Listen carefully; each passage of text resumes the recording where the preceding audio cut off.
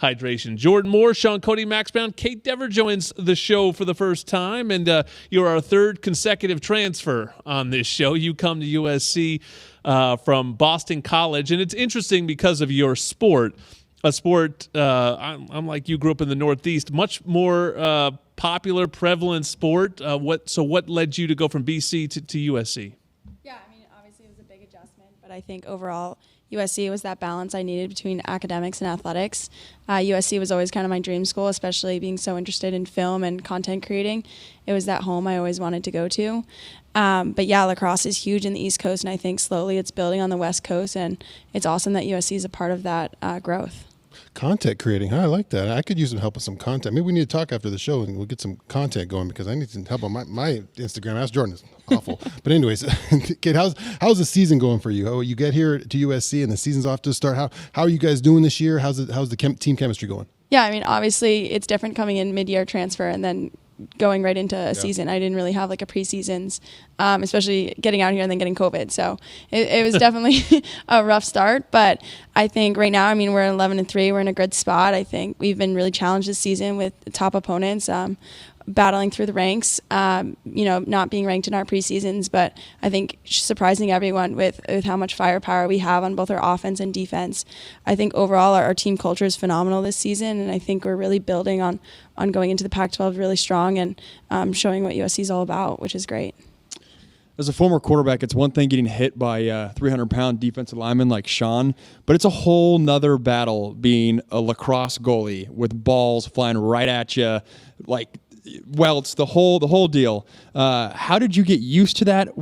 How did you even get introduced to the goalie position? Where does the love come from? A spot that I have to think is pretty thankless. Yeah, it's quite the psycho spot. But I think getting into it, I started off with tennis balls in 5th and 6th grade. I was on a team with my older sister, and her and her friends thought it'd be funny to put me in net and just kind of rip some shots on me. And obviously at that age, I'm terrified of lacrosse ball. I really didn't like the sport. I was big into ski racing and soccer, but working with a goalie coach at a young age, just starting off with tennis balls and getting introduced to, if you go to the ball quicker than it can hit you, then it might not hurt as bad. That was kind of my motto at a young age, so that definitely helped. But I mean, nothing's scarier than ski racing on ice, so I always see lacrosse and a rubber ball can't be as bad. Ski racing growing up in Jersey is rough too. I don't know if anyone has ever skied in New Jersey. It's not Colorado, so I mean that's some snow that they sort of make up because it's cold outside, and some icy hills. You might get a tree limb. What's the through line between ski racing, athleticism-wise, between ski racing and being a goalie? Is there anything that's any skills that you use that are the same? Yeah, I'd say the biggest takeaway from both sports is that with ski racing, after you pass a gate, you can't think about it. You got to move on and get to the next gate. And, you might not have nailed that turn exactly how you wanted to, but if you're stressing about that pass turn, you're not going to nail the next one. So I think the same thing applies with lacrosse. I mean, as a goalie, if I only focus on a shot I might have missed or, a pass goal, then it's going to directly affect a future shot and, potentially slow down that quick stop that you need. What's a good day for a goalie in lacrosse? You see the score. Sometimes it can be elevated. Are you shooting for a percentage of stops? Are you shooting for a number? What's a good day look like if you come out of the box and you had a good one? Good day is team win, honestly. We walk away with a win. I mean, that's obviously the big picture. But yeah, I mean, if you look at some of the best goalies, a good stat is 0.5. You're getting half the shots and you're saving them coming up with it. But I mean, there's so many factors going into it, like communication and obviously clear percentage is another factor of it. You want a big stop, but then you also want to get it down onto the offense so they can score that goal for you. Where did the interest in content creation spark from?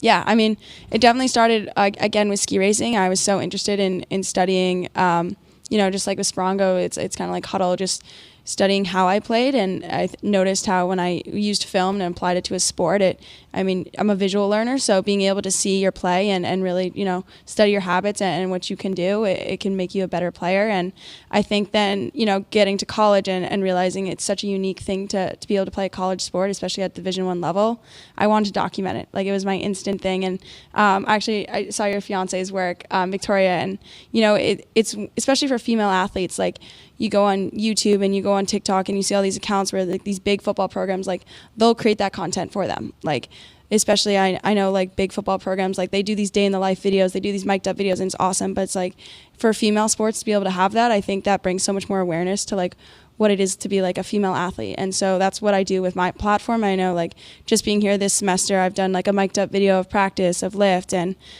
just really trying to overall just show younger athletes, especially females, like you're so special to be able to play a Division I sport. And, you know, the content might not be as big as these male sports, but you know, you should really take it all in, have fun, and it's so cool to be a part of it. And I love the idea that after I complete my college career of lacrosse, I can be able to look back on all these memories and it all be in like one kind of spot as like a memory book on my YouTube channel. That's awesome.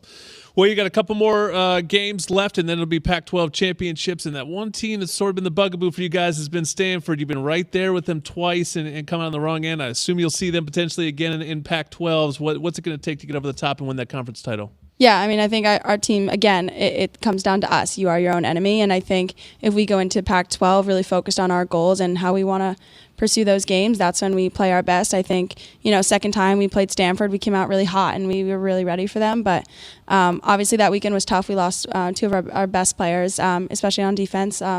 Liv Dooley, it was a big loss. But I think overall, again, like our team culture is so great that next day after she went down, our defender was immediately trying to teach the girl who was next, Lila Murray, exactly like what to do, how to play with her, and really just build her up. So I think overall that next person mentality is on our team, and it's really awesome that, you know, moving into this weekend when we played Colorado and Oregon, we all were on top of it and knew exactly what we had to do to beat both of those teams. All right, that is Kait Devir, the goalie for USC Women's Lacrosse. They're having a great season, top 20 nationally, and they're headed into postseason play here soon. So good luck with that, and we'll talk to you soon. Thanks so much. We're going to have our football roundtable next. You're listening to Trojans Live.